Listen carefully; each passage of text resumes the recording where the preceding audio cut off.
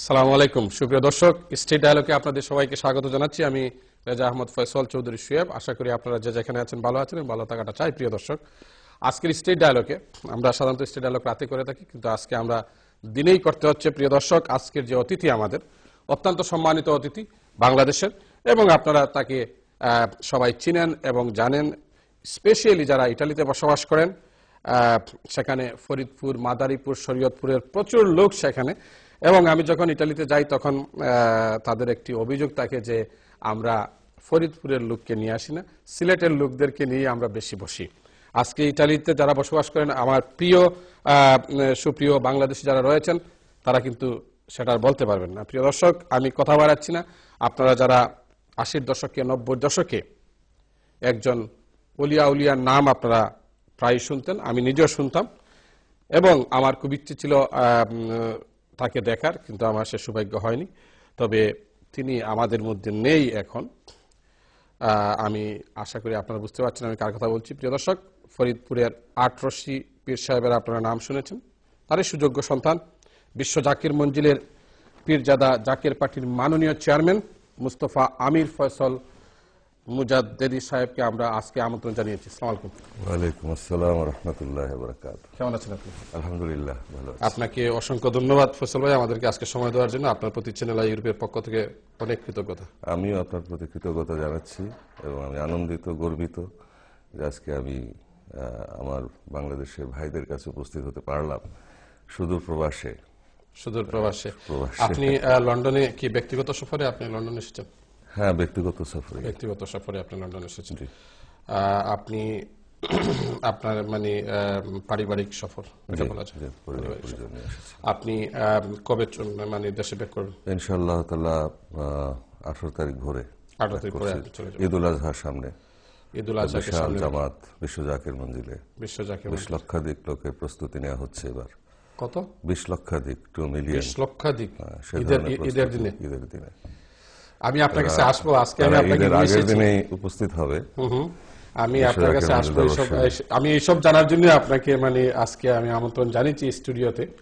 আমি বাংলাদেশে থাকতে শুনতাম আপনাদের এই বিশ্ব জাকির মঞ্জিলের কাহিনী শুনতাম। আমার কাছে মনে হতো যে এটি একটি রূপকথার গল্পের মতো আমার কাছে মনে হতো। আজকে আপনাকে আমি পেয়েছি, আমি জানবো আপনার কাছ থেকে।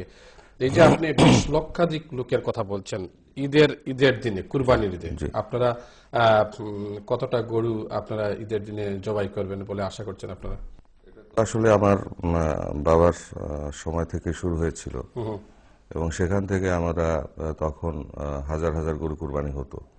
পরবর্তীতে বাবার ওফাতের পরে এই ধারাটা আমরা ধরে রেখেছি এবং দিনে দিনে এটা বৃদ্ধি পাচ্ছে এবং এবার মনে হচ্ছে যে প্রায় 50-60 হাজার কুরবানি হওয়ার সম্ভাবনা। 50-60 হাজার? জি, এই ধরনের প্রস্তুতি আমি শুনেছি। যতটুকু আমি শুনেছি টেলিফোনে যে এ ধরনের একটা প্রস্তুতি চলছে এখন। ঈদের দিনে এত গরু, তার মানে প্রতিদিনই মানে আপনাদের দরবার শরীফে লোকজনের ভিড় থাকে? সেটা তো প্রতিদিনই থাকে। বাবার আমল থেকে, আজ থেকে 64 বছর আগ থেকেই যেই ধারা চলে আসছে এবং যেই কর্মকাণ্ড সেখানে চলছে সেটা এখন অব্যাহত আছে এবং ধীরে ধীরে তা আরো বেশি বিস্তৃতি লাভ করছে। একটা প্রতিষ্ঠান হিসাবে বিশ্ব জাকির মঞ্জিল গড়ে উঠেছে ইতিমধ্যেই এবং আরো বেশি ব্যাপৃত হচ্ছে বিশাল এলাকা নিয়ে, গণমানুষের কল্যাণে, দেশবাসীর কল্যাণে, মুসলিম জাহানের কল্যাণে, জাতি ধর্ম বর্ণ নির্বিশেষে শান্তিকামী মানবতার কল্যাণে আপনারা কাজ করছেন। আমরা কাজ করে যাচ্ছি। আমার বাবার যে প্রচার এবং তার যে আদর্শ দর্শন on the basis of Quran and Sunnah, তার উপরে আমরা ইনশাআল্লাহ তাআলা সেইভাবেই সেই স্পিরিটের উপরে আমরা এগিয়ে যাচ্ছি এবং মূলত বিশ্ব শান্তি স্থাপন করা, মানবতার কল্যাণ বিধান করা, মুসলমানদেরকে সঠিক পথে নিয়ে আসা, সাম্য শৃঙ্খলা ঐক্য ভ্রাতৃত্বের পথে বিশ্ব মুসলিম সহ শান্তিকামী বিশ্ব মানবতাকে নিয়ে আসার যে আহ্বান বিশ্ব অলি কেবলা জান হুজুর দান করেছিলেন, তারই ধারাবাহিকতায় আজকের বর্তমান প্রেক্ষাপটে আমরা সেই কর্মকাণ্ডকে বেগবান করে সামনের দিকে এগিয়ে নিয়ে যাচ্ছি। আল্লাহ পাকের রহমতে, আল্লাহ তাআলার রহমতে আমরা অনেকটা কামিয়াবি লাভ করছি। কারণ এটা এমনই একটা আবেদন, সার্বজনীন আবেদন, যেখানে জাতি, ধর্ম, বর্ণ নির্বিশেষে সকল মানবতার কল্যাণ, নিরাপত্তা, মুক্তি, ভ্রাতৃত্ববোধ, মানুষ হিসাবে মানুষের মর্যাদা বিধান করা, এবং তারপর আল্লাহর হাবিবের সত্য তরিকা দিন ইসলামের পথে ইহলৌকিক পারলৌকিক মুক্তি এবং কল্যাণের, জ্ঞানের, গুণের পরিপূর্ণতা বিধানের যে আহ্বান, সে আহ্বানটুকু আমরা এই জামানায় বিশ্বওয়ালী কামরুজান হুজুরের মাধ্যমে পেয়েছিলাম, এবং তিনি বাস্তবে সেটা আমাদেরকে শিক্ষা দিয়েছেন যে ইসলাম যেমন নামাজ, রোজা, হজ, যাকাত, কলেমা, আকীদা, নামাজ, রোজা, হজ, যাকাত, আবার একই সঙ্গে ইসলাম নিরন্নের অন্ন, বস্ত্রহীনের বস্ত্র, আশ্রয়হীনের আশ্রয়, দুস্থের সেবা, রোগীর চিকিৎসা, কর্মসংস্থান, বেকারের চাকরি, ব্যবসা বাণিজ্য, তেজারত, হালাল রুজি, নিরাপত্তা, আইনের শাসন, প্রেম, ক্ষমা, ভালোবাসা, ভ্রাতৃত্ববোধ, ঐক্য, সংহতি, শৃঙ্খলা, সাম্য, মানুষে মানুষে প্রেম এবং বিশ্ব শান্তি স্থাপন করা। এক কথায় মানুষকে একটা আলোকিত সমাজ ব্যবস্থা কায়েম করা, যেখানে প্রেমের মহিমায় মানুষ মহিমান্বিত হবে, মানুষ মানবিক মূল্যবোধে ফিরে আসবে, মানুষের মধ্যে যে শ্রেয় গুণ, সেই গুণগুলি মানুষের মধ্যে আবার ফিরে আসবে। এই মহান শিক্ষার পূর্ণতায় বিশ্বনবী রাসূল পাক সাল্লাল্লাহু আলাইহি ওয়াসাল্লামের মাধ্যমে আমরা পেয়েছিলাম, পূর্ণতা পেয়েছিলাম। পূর্ব যুগে বহু নবী এবং নবী পয়গম্বর এই জগতে এসেছেন আল্লাহ তাআলার তরফ থেকে, আল্লাহ পাক তেনাদেরকে জ্ঞান এবং গুণ দান করেছেন। কিন্তু সেই জ্ঞান এবং গুণের ধারাবাহিকতা প্রকাশ ধীরে ধীরে হয়েছে, যেমনি ভাবে চাঁদ আস্তে আস্তে আবির্ভূত হয়। প্রথম দিনের চাঁদ, দ্বিতীয়ার চাঁদ, তৃতীয়ার চাঁদ, চতুর্থীর চাঁদ, পঞ্চমীর চাঁদ, ষষ্ঠীর চাঁদ, সপ্তমীর চাঁদ, অষ্টমীর চাঁদ, নবমীর চাঁদ, দশমীর চাঁদ, একাদশীর চাঁদ, দ্বাদশীর চাঁদ, ত্রয়োদশীর চাঁদ, এরপরে 14 রাতের পূর্ণিমার চাঁদ। তো 14 রাতের পূর্ণিমার চাঁদ ছাড়া চাঁদের পূর্ণতা আমরা বুঝতে পারি না। ঠিক তেমনি ভাবে বিশ্বনবীর মাধ্যমে আল্লাহ তাআলার ভেদ রাজ্যের পূর্ণ প্রকাশ ঘটেছিল, এবং তেনার পেসারতের পরে, ওফাতের পরে যে অমানিসার গহীন অন্ধকার পৃথিবীতে নেমে এসেছিল, তখন সেই সময় আবার খিলাফতের যুগে আবার চাঁদ উঠতে উঠতে আবার এক সময় অনৈতিকতার কাছে সেই চাঁদ ডুবে যায়, এবং ষড়যন্ত্রের মাধ্যমে সেই চাঁদের মহিমাকে ম্লান করা হয়, মেঘ আবার সেই চাঁদকে ঢেকে দেয়। আবার বেলায়েতের যুগে, ইসলামের ইতিহাসে আমরা দেখতে পাই, বেলায়েতের যুগে অলি আল্লাহ সকল সে বিশ্বনবীর সেই চরিত্রবান হয়ে, সেই জ্ঞানী হয়ে আল্লাহ তাআলার সান্নিধ্য লাভ করে, আল্লাহ তাআলার রেজাবন্দি হাসিল করে তেনারা বিশ্বের বিভিন্ন দিকে ছুটে গেছেন সত্য সুন্দরের বিজয় ঘোষণা করার জন্য, এবং জাতি, ধর্ম, বর্ণ নির্বিশেষে বিশ্ব মানবতাকে মুক্তি দেওয়ার জন্য, মানবিক মূল্যবোধ ফিরিয়ে আনার জন্য এবং শান্তি স্থাপনের জন্য। এরপরে আল্লাহ তাআলার রেজামন্দির পথে পারলৌকিক মুক্তির জন্য সর্বশ্রেষ্ঠ পথ প্রদর্শনের জন্য, এবং সেই পথে বিশ্বনবীর তরিকায়, বিশ্বনবী রাসূল পাক সাল্লাল্লাহু আলাইহি ওয়াসাল্লামের তরিতে বিশ্ববাসীকে আরোহণ করানোর যে চেষ্টা, যে সাধনা, সেই সাধনায় তেনারা ব্যাপৃত ছিলেন বিশ্বব্যাপী। অন্তত সারা পৃথিবীর দিকে তাকালে আমরা তাই দেখতে পাই। ইসলামের ইতিহাস যদি আমরা পর্যালোচনা করি, সেখানে আমরা তা দেখতে পাই। তাই ইসলাম একটা পূর্ণাঙ্গ জীবন বিধান। এখানে জ্ঞান এবং গুণের পূর্ণতা রয়েছে, এখানে ইহকালের মুক্তির দিশা রয়েছে, পারলৌকিক কল্যাণের দিশা রয়েছে, এবং পৃথিবী থেকে আল্লাহ তাআলার সান্নিধ্য লাভের যে পথ, এবং আত্মদর্শনে সত্য দর্শন, মানারাফা নাফসাহু ফাকাতারাফা রাব্বাহু, নিজের নাফসকে চিনো আপন ভুবনে, এবং সেখানে প্রভু পরওয়ারদিগারকে তুমি অনুসন্ধান করো, এবং কুলুবুল মুমিনিন আরশুল্লাহ, মুমিনের কালব আল্লাহর আরশ, ও ফি আনফুসিকুম আফালা তুবসিরুন, আমার নিদর্শন, আল্লাহ তাআলা বলেন আমার নিদর্শন তোমার মধ্যেই আছে, তুমি আমাকে অনুসন্ধান করো। অর্থাৎ একটা পূর্ণ জ্ঞানী হওয়ার জন্য যেই পথ, জ্ঞানের পূর্ণতা এবং বিশ্বাসের পূর্ণতা, দর্শনের পূর্ণতা, অর্থাৎ সকল গুণের পূর্ণতার মধ্যে দিয়ে একজন মানুষ যখন তার স্রষ্টার সান্নিধ্যে নিকটবর্তী হতে থাকে, আল্লাহ পাকের সান্নিধ্যে যত বেশি যেতে থাকে, তার মধ্যে জ্ঞান এবং গুণ, সিফাতের জ্ঞান, সিফাত গুণ সমূহ আল্লাহ তাআলার সৃষ্টি তার ভিতর বিকশিত হয়।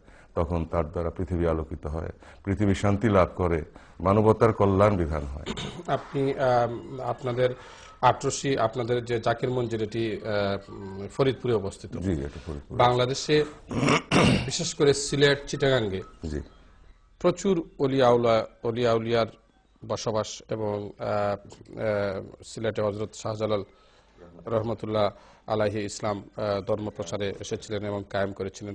আমরা বাংলাদেশে ইদানিং আমরা যেটি লক্ষ্য করছি সেটি হচ্ছে যে অনেকেই বলছেন যে পীর আউলিয়া দের মাজারে গিয়ে অনেকেই অনেক কুফরি কাজ করছেন। আপনি এটাকে কিভাবে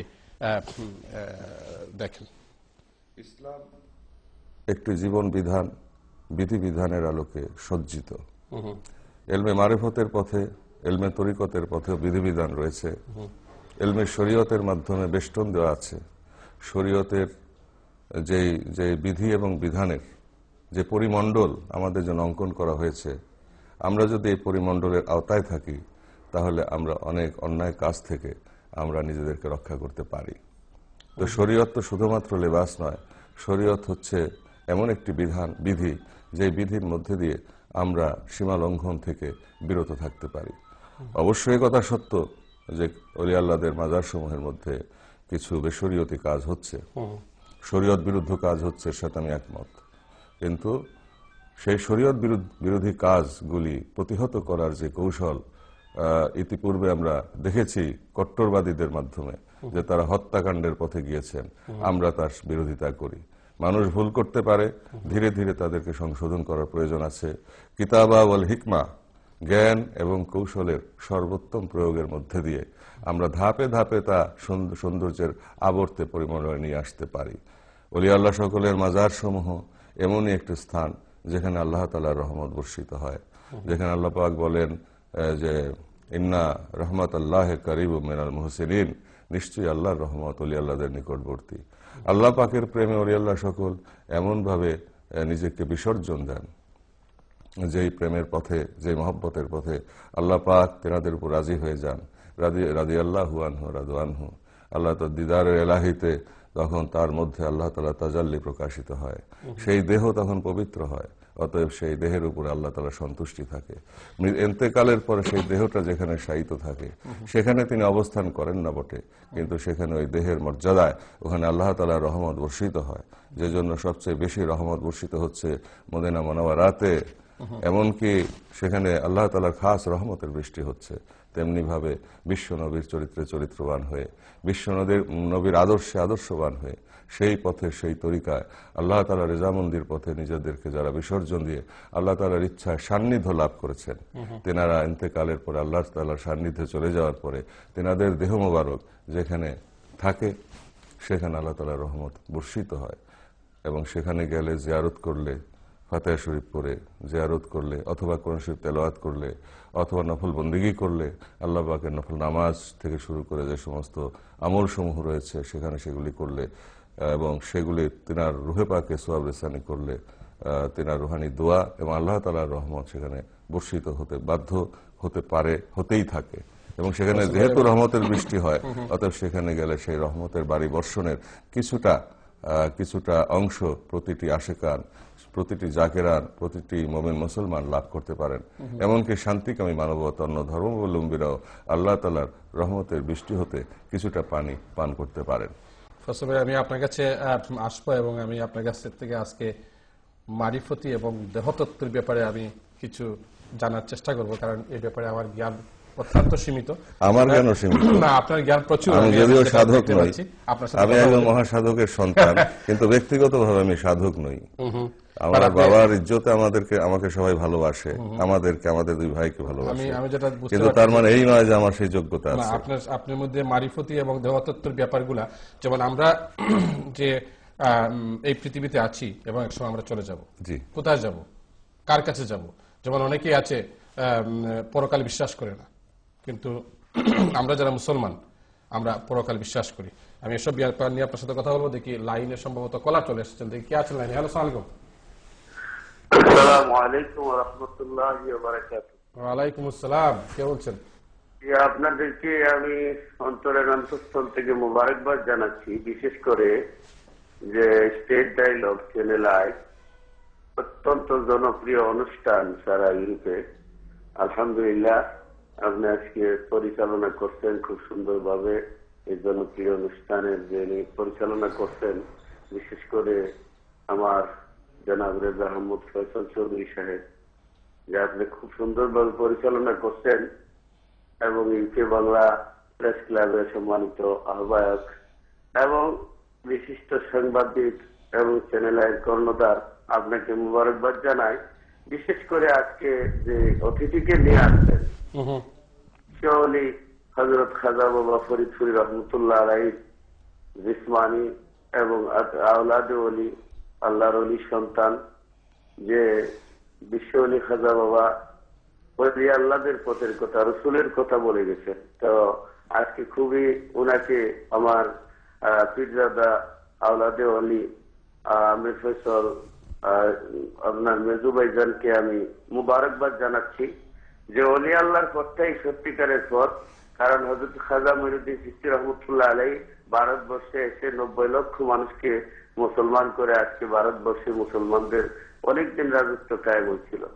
এবং হযরত শাহজালাল মুজাররদে আমনি রহমতুল্লাহ আলাইহি 360 আউলিয়া নিয়ে সিলেটে এসে আমরা যাদের উসিলায় মুসলমান হয়েছি, ওলি আল্লাহদের উসিলায় এই ওলি আল্লাহরা অস্ত্রের যুদ্ধ করে ওলি আল্লাহরা দেশ জয় করেন নাই, আদর্শ দিয়ে জয় করেছেন। তাই আল্লাহ রাব্বুল আলামিন বলেন, আলা ইন্না আউলিয়া আল্লাহি লা খাউফুন আলাইহিম ওয়া লা হুম ইয়াহজানুন। আল্লাহ বলেন, সাবধান, হুঁশিয়ার, যারা আমার ওলি, আল্লাহ ওলি যারা দুনিয়াতে এবং আখিরাতে, তাদের জন্য কোনো ভয় নাই, কোনো চিন্তা নাই। আল্লাহর ওলিরা মাধ্যমে বিশ্বের বুকে জাকিরান মানে আল্লাহর জিকির যারা করে, এই জন্য জাকির পার্টি দেওয়া হয়েছে। আমি এই আজকে অতিথিকে সুন্দর অনুষ্ঠান করার জন্য প্রাণ ঢালা অভিনন্দন জানাচ্ছি এবং সকলকে অনুষ্ঠান দেখার জন্য আহ্বান করছি। আমাকে অবশ্যই চিনতে পারছেন। আসসালামু আলাইকুম ওয়া রাহমাতুল্লাহি ওয়া বারাকাতুহু। ওয়ালাইকুম আসসালাম ওয়া রাহমাতুল্লাহ। জি, আপনাকে আমরা চিনতে পারছি। আপনাকে ইউরোপ এবং বাংলাদেশের আপনি সমানভাবে আপনি জনপ্রিয়। আপনি জনাব শফিকুর রহমান বিপ্লবী সাহেব, আপনি অনেকদিন থেকে ইসলামের খেদমত করে আসছেন। আপনাকে অসংখ্য ধন্যবাদ লাইনে আসার জন্য। প্রিয় দর্শক, আমরা যাচ্ছি ছোট্ট একটি বিজ্ঞাপন বিরতিতে। বিজ্ঞাপন বিরতির পর আমরা ফিরে আসবো এবং খুবই তাড়াতাড়ি ফিরে আসবো এবং এসে আমরা ফয়সাল ভাইয়ের কাছ থেকে আজকে আমি যেটি মারিফতি এবং দেহতত্ত্ব যেটি সেটি নিয়ে আমরা কথা বলবো। মারিফতি বা দেহতত্ত্ব আমি জানতে চাইব, এটি কি সৃষ্টির মহিমা না সৃষ্টির স্রষ্টার রহস্য? আমরা আপনারা আমাদেরকে ছেড়ে যাবেন না, আপনারা আমাদের সঙ্গেই থাকুন। Thank you.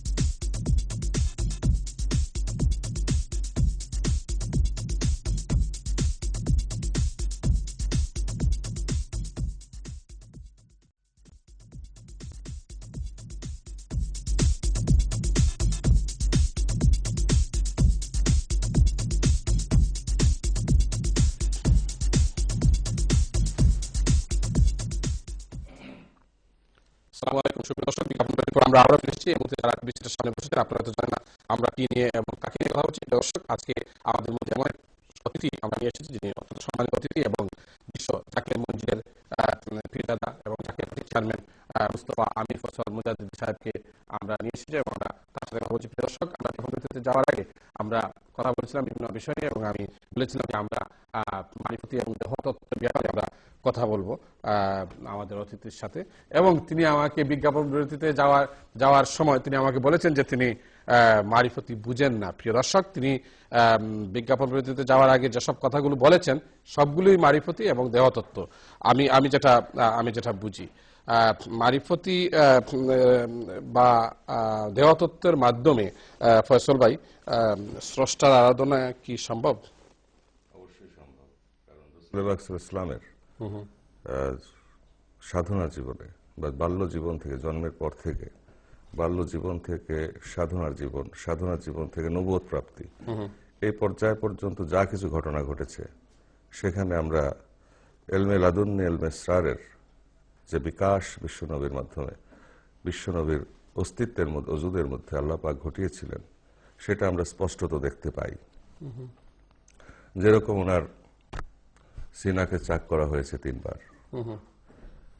পরিষ্কার ফেরেশতারা এসে করেছেন। এরপরে জবলে নূরে আপনার সেই গুহার মধ্যে হেরা পর্বতে সেই গুহায় বিশ্বনবী রাসূলুল্লাহ সাল্লাল্লাহু আলাইহি ওয়াসাল্লাম ধ্যানস্থ অবস্থায় মুশাহাদারত অবস্থায় মহাসিন্ধুর পার থেকে মহিয়ান গরিয়ান আল্লাহ তাআলার আহ্বানে রাসূলুল্লাহ সাল্লাল্লাহু আলাইহি ওয়াসাল্লাম সেখানে চলে যেতেন। সমস্ত মানবতার কোলাহলের বাইরে গিয়ে সেখানে বসে থাকতেন, তিনি জ্ঞান সাধনা করতেন, তিনি গভীরভাবে তাফাক্কুর করতেন, সেখানে বসে থাকতেন। এক সময় সেখানে আস্তে আস্তে আস্তে আস্তে তার পরিবর্তনে, দৈহিক পরিবর্তনের মধ্যে দিয়ে ধীরে ধীরে দেহের সমস্ত মালিন্য দূর হয়ে, যদিও তিনি নূর, তিনি নুন, আমাদের মতো মালিন্য তিনি আর ছিল না, কিন্তু তারপরও ঊর্ধ্বস্তর অতিক্রম করার যে দৈহিক পরিবর্তনগুলো, সেইগুলি আল্লাহ পাকের তরফ থেকে ফেরেশতারা করেছেন। এবং পরবর্তীতে মেরাজের রজনীতে আমরা দেখতে পাই রাসূলুল্লাহ সাল্লাল্লাহু আলাইহি ওয়াসাল্লামের কাছে ফেরেশতা সকল আসেন এবং তেনার অস্তিত্বের মধ্যে আরো বেশি শক্তি প্রয়োগ করা হয় এবং তারপর তিনি বুরাকে করে তিনি বাইতুল মুকাদ্দাসে যান। সেখানে গিয়ে তিনি সমস্ত পয়গম্বররা সেখানে অবতরণ করেন, তিনি সেখানে নামাজ পড়ান, 2 রাকাত নামাজ তেনার ইমামতিতে। যেহেতু তিনি সমস্ত পয়গম্বরদের সম্রাট, সাইয়্যিদুল মুরসালিন, তেনার ইমামতে সবাই নামাজ আদায় করে, সকল পয়গম্বরগণ। এরপর তিনি বুরাকে করে জিবরাইল আলাইহিস সালাম সহ তিনি প্রথম আকাশে উপনীত হন, দ্বিতীয়, তৃতীয়, চতুর্থ, পঞ্চম, ষষ্ঠ, সপ্তম আকাশ। এরপর সিদরাতুল মুনতাহায় তিনি উপনীত হন, সৃষ্টির শেষ প্রান্তে। সেখানে জিবরাইল আলাইহিস সালাম এসে থেমে যান, থেমে গিয়ে বলেন যে আমার যে নূরের পাখা, 70,000 পাখা, এই পাখার যে শক্তি বা রেডিয়েশন বা তাজাল্লি, সামনের যে রেডিয়েশন, সেখানে আমার প্রবেশ করা সম্ভব নয়, আল্লাহ তাআলার হুকুম নাই। আমি যদি আর এক কদম সামনে যাই তাহলে আমার সমস্ত পাখাগুলি ভস্মীভূত হবে। তো সেখানে রাসূলুল্লাহ পাক সাল্লাল্লাহু আলাইহি ওয়াসাল্লাম কে বললেন জিবরাইল আলাইহিস সালাম যে ইয়া রাসূলুল্লাহ, আপনাকে এখান থেকে একা একা যেতে হবে। তখন আল্লাহ তাআলার তরফ থেকে যেটা আসলো রফরফ, সেই রফরফে অর্থাৎ নূরের এক বিশেষ বাহনে রাসূলুল্লাহ সাল্লাল্লাহু আলাইহি ওয়াসাল্লাম আরোহণ করতে ঊর্ধ্ব জগতে যেতে থাকলেন এবং 70,000 পর্দা তিনি অতিক্রম করলেন। নূরের পর্দা বিভিন্ন স্তরে বিভিন্ন রকম তাজাল্লি বা নূরের প্রকাশ, এটা সৃষ্টি জগৎ এবং স্রষ্টা জগতের মাঝখানে যে সমস্ত স্থূল জগতের মাঝখানে যা কিছু অতিক্রম করতে হয়েছে, সেখানে বিশ্বনবী রাসূলুল্লাহ সাল্লাল্লাহু আলাইহি ওয়াসাল্লাম আল্লাহ পাকের ইচ্ছায়, আকর্ষণে, টানে এবং শক্তিতে তিনি সেখানে আরোহণ করলেন। আরশে আজিমে তিনি উপনীত হলেন। তারপর আল্লাহ তাআলা সেখানে তেনার জুতা মোবারক খুলে ফেললেন। আল্লাহ পাক বললেন, হে নবী, হে হাবিব, আপনি আপনার জুতা নিয়ে আরশের উপরে আসেন। তখন আল্লাহর হাবিব সেখানে আরোহণ করলেন এবং বললেন যে আপনার জুতার ধুলা দিয়ে আমি আরশকে পবিত্র করব এবং আমি আরশের কাছে সেইভাবে ওয়াদাবদ্ধ। রাসূলুল্লাহ সাল্লাল্লাহু আলাইহি ওয়াসাল্লাম আরশে উপনীত হলেন। আল্লাহ পাক বললেন, রাসূলুল্লাহ সাল্লাল্লাহু আলাইহি ওয়াসাল্লাম সালাম দিলেন, আত্তাহিয়াতু লিল্লাহি ওয়াস সালাওয়াতু। আল্লাহ পাক উত্তর দিলেন, আত্তাহিয়াতু লিল্লাহি ওয়াস সালাওয়াতু ওয়াত তাইয়্যিবাতু ওয়াস সালামু আলাইকা আইয়ুহান নবী। আল্লাহ পাক উত্তর দিলেন, ওয়া রাহমাতুল্লাহি ওয়া বারাকাতুহু। আসসালামু আলাইনা ওয়া আলা ইবাদিল্লাহিস সালিহিন। শুধুমাত্র বিশ্বনবী নন, বিশ্বনবীর অন্তর্ভুক্ত, রিসালতের অন্তর্ভুক্ত সমস্ত আল্লাহ তাআলার বন্ধুদের প্রতি আল্লাহ পাক সালাম পেশ করলেন। আসসালামু আলাইনা ওয়া আসসালামু আলাইনা ইবাদিল্লাহিস সালিহিন ওয়া আলা ইবাদিল্লাহিস সালিহিন বলে আল্লাহ পাক সালাম দিলেন। এইটা আমাদের নামাজের মধ্যে সন্নিবেশিত করা হয়েছে, আমাদের নামাজের কবুলিয়তের উসিলা হিসাবে। অতএব আল্লাহ পাকের প্রিয় পাত্রদের পথ ধরেই আমাদেরকে অগ্রসর হতে হয়। আর সর্বশ্রেষ্ঠ পথ হচ্ছে বিশ্বনবী রাসূল পাক সাল্লাল্লাহু আলাইহি ওয়াসাল্লামের পবিত্র তরিকা অর্থ পথ। আর মারেফা হচ্ছে জ্ঞান, জ্ঞানের গভীরতা। তাই শরীয়তের বিধিবিধানের কঠোরতা, আমরা ইসলামকে এভাবে, বা যে কোনো ধর্মমতের মধ্যেই ভালো কথা রয়েছে, ইসলামের মধ্যে পূর্ণতা এসেছে, রাসূল পাক সাল্লাল্লাহু আলাইহি ওয়াসাল্লামের মাধ্যমে পূর্ণতা, জ্ঞান এবং গুণের পূর্ণতা এসেছে। এবং এই জন্য এই ধর্মতত্ত্বকে আমরা যদি দেখি, বিশেষ করে সত্য ধর্ম, শেষ ধর্ম, পরিপূর্ণ জ্ঞানের প্রকাশ বিশ্বনবী রাসূল পাক সাল্লাল্লাহু আলাইহি ওয়াসাল্লামের তরিকার মধ্যে দিয়ে আমরা যা পেয়েছি, সেখানে যদি আমরা দেখি তাহলে দেখব যে জ্ঞানের গভীরতা, শরীয়তের কঠোরতা বা বিধি এবং বিধানের কঠোরতা, পৃথিবীকে ঠিক রাখার জন্য, বিশ্ব সংসারকে, মানব সংসারকে ঠিক রাখার জন্য বিধিবিধান বা আইনের শাসন। তো বিধিবিধানের কঠোরতা, জ্ঞানের গভীরতা অর্থাৎ মারেফার গভীরতা, তাফাক্কুরের গভীরতা, গভীর চিন্তা এবং গভীর চিন্তা এবং তাফাক্কুর বা গবেষণার মধ্যে দিয়ে সত্য উপলব্ধির পথে অগ্রসর হওয়া according to the instruction of holy Quran and Sunnah. এইভাবে অগ্রসর মারিফতের গভীরতা, তারপর আপনার ক্ষমা এবং প্রেমের উদারতা, আস্তে আস্তে মানব অস্তিত্বের মধ্যে সেই গুণাগুণগুলি আসে আল্লাহ তাআলার সিফাত জগৎ থেকে। ক্ষমার উদারতা, প্রেমের উদারতা, এরপর আরেকটা হাল মানুষের মধ্যে তৈরি হয়, সেটা হচ্ছে আল্লাহ পাকের মহব্বতের পথে এবং রাসূল পাক সাল্লাল্লাহু আলাইহি ওয়াসাল্লাম পাক মহব্বত এবং পাক মহব্বতের পথে তিনার পদাঙ্ক অনুসরণকারী এবং তেনার চরিত্রবান ওলি আল্লাহ সকলের সহবতে থেকে যে মহব্বত আশেকানের হৃদয় রাজ্যে আসে, প্রেম আসে, মহব্বত আসে, সেই মহব্বতের যে উন্মাদনা আসে এবং যে উন্মাদনার মধ্যে দিয়ে আশেক আল্লাহর দরবারে হাজির হয়, সালেক আল্লাহর দিদার এলাহিতে যায় এবং তার ভিতর জ্ঞান গুণের প্রকাশ ঘটে, তখন সে সৃষ্টিকে সেই গুণ এবং জ্ঞানের মহিমান্বিত করতে পারে। আল্লাহ পাক প্রদত্ত জ্ঞান এবং গুণে সে তখন পরিপূর্ণ হয় এবং সেই প্রেম সরোবর থেকে, সেই জ্ঞান সরোবর থেকে, জ্ঞানের পেয়ালা থেকে, গুণের পেয়ালা থেকে, প্রেমের পেয়ালা থেকে তখন সে আল্লাহর হাবিবের অনুসারী উম্মতে মুহাম্মদীকেও পান করায় এবং বিশ্ব মানবতার জন্য, শান্তিকামী মানবতার হৃদয় রাজ্যে সেই প্রেমের সুধা দিয়ে, মহব্বতের সুধা দিয়ে তার হৃদয় রাজ্যকে তখন প্রথম স্নিগ্ধ করে, এরপর তার মাথার চাঁদি হতে পায়ের তলা পর্যন্ত পূর্ণ স্নিগ্ধতার পথে নিয়ে এসে আল্লাহর হাবিবের তরির ভিতরে আরোহণ করায়। আমরা মুসলমান হিসাবে আমাদের উপরে নির্দেশনা আমানতু বিল্লাহি ওয়া মালাইকাতিহি ওয়া কুতুবিহি ওয়া রাসূলিহি ওয়াল ইয়াউমিল আখির ওয়াল কদরি খাইরিহি ওয়া শাররিহি মিনাল্লাহি তাআলা ওয়াল বাস বাদাল মাউত, অর্থাৎ এ প্যাকেজ অফ বিলিফ। সেটা কি? সেটা হচ্ছে আল্লাহর উপরে বিশ্বাস, আল্লাহর একত্ববাদ, তাওহীদের উপরে বিশ্বাস, মালাইকাতিহি ফেরেশতাদের উপরে বিশ্বাস, ওয়া কুতুবিহি কিতাব বা আসমানি গ্রন্থসমূহের উপরে বিশ্বাস, ওয়া রাসূলিহি পূর্ববর্তী নবী রাসূলদের উপরে বিশ্বাস, ওয়াল ইয়াউমিল আখির পরপারের উপরে বিশ্বাস, পরকালের উপরে, ওয়াল কদরি খাইরিহি ওয়া শাররিহি মিনাল্লাহি তাআলা ওয়াল বাস বাদাল মাউত এবং মৃত্যুর পরে পুনরুত্থানের উপরে বিশ্বাস।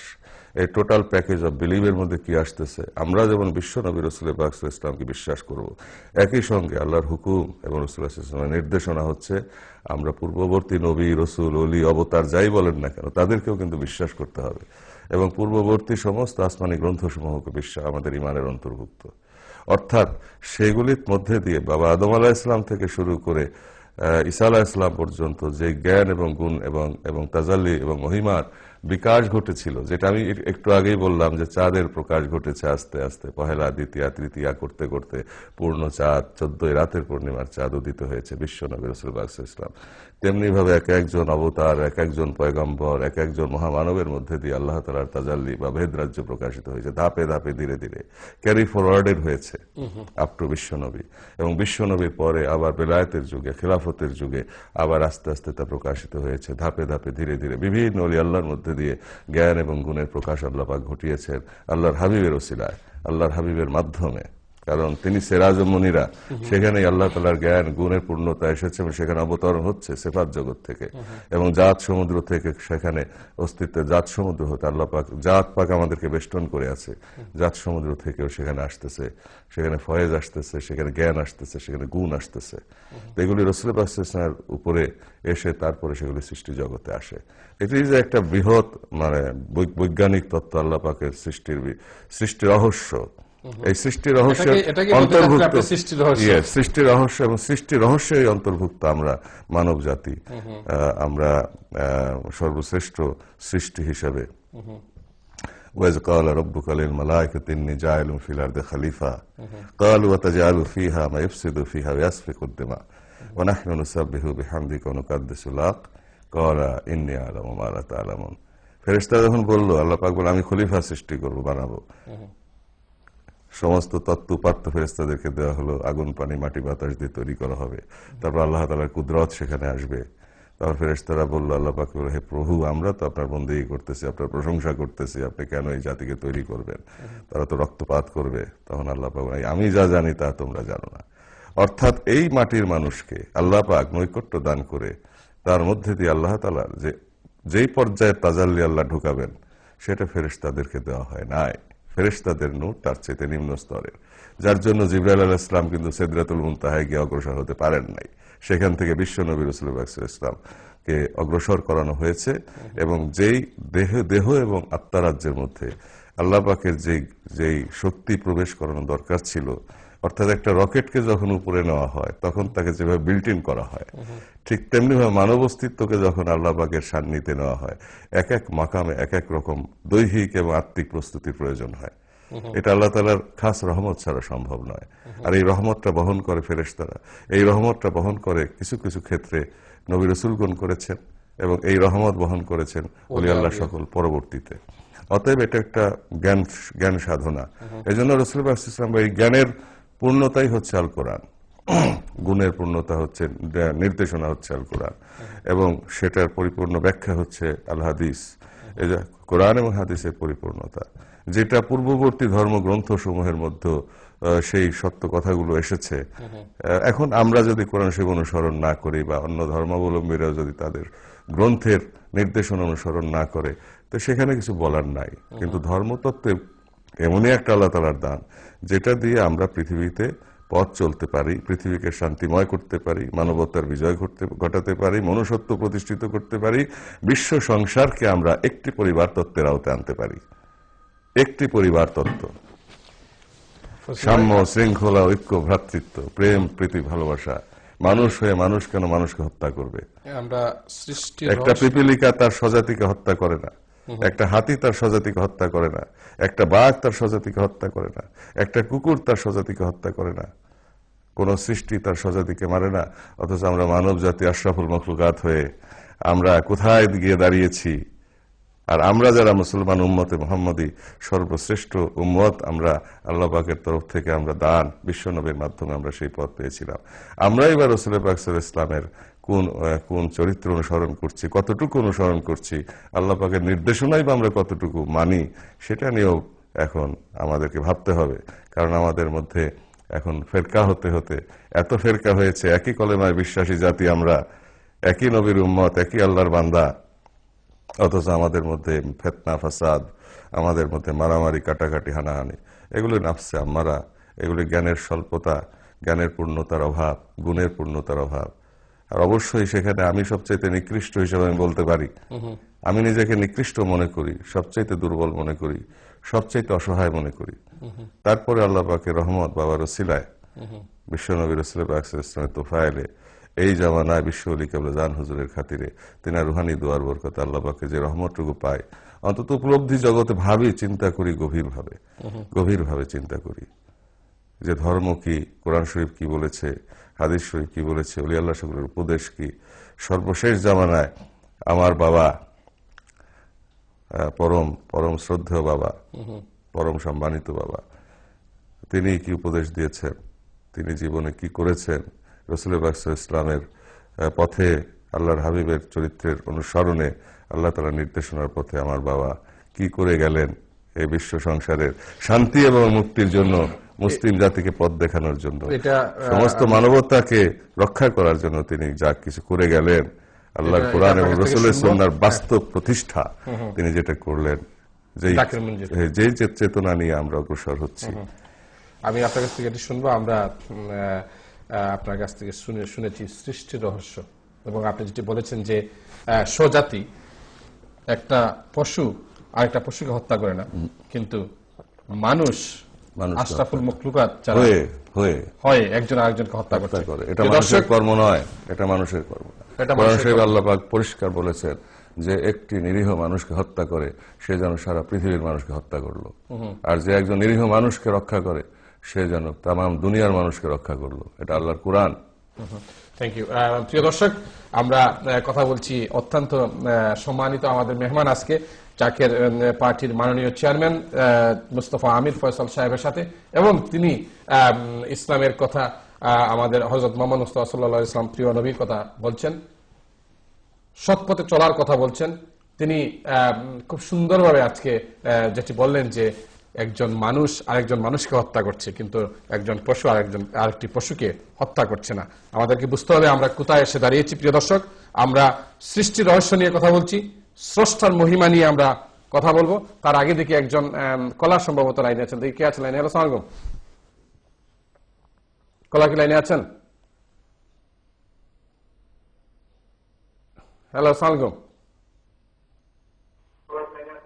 কলার, আসসালামু আলাইকুম। আপনি টেলিভিশনের ভলিউমটি কমিয়ে দেন প্লিজ। হ্যালো, আসসালামু আলাইকুম। ওয়ালাইকুম সালাম, কে বলছেন? হ্যাঁ, ব্রাডফুড থেকে মামুন বলছিলাম। জি মামুন ভাই বলুন, ব্রাডফোর্ড থেকে। কেমন আছেন আপনি? জি আলহামদুলিল্লাহ, খুব খুশি লাগতেছে আজকে দুজন ফয়সাল ভাই উপস্থাপনা করছেন এবং অতিথি, তো সম্মানিত অতিথিকে আমার পক্ষ থেকে এবং সিলেটবাসীর পক্ষ থেকে শুভেচ্ছা এবং স্বাগতম। তা আমার একটা বিনীত প্রশ্ন সম্মানিত অতিথির কাছে, যে ইসলামে ওলিয়া উলিয়া বা পীর মাশায়েখ বা সুফিজম দালিলিকভাবে স্বীকৃত কিনা? যেমন আপনারা বা সিলেটের ফুলতলি, এদেরকে আমরা সম্মান করি, শ্রদ্ধা করি, মানি, কিন্তু কোন কোন আলেম বা মুফতি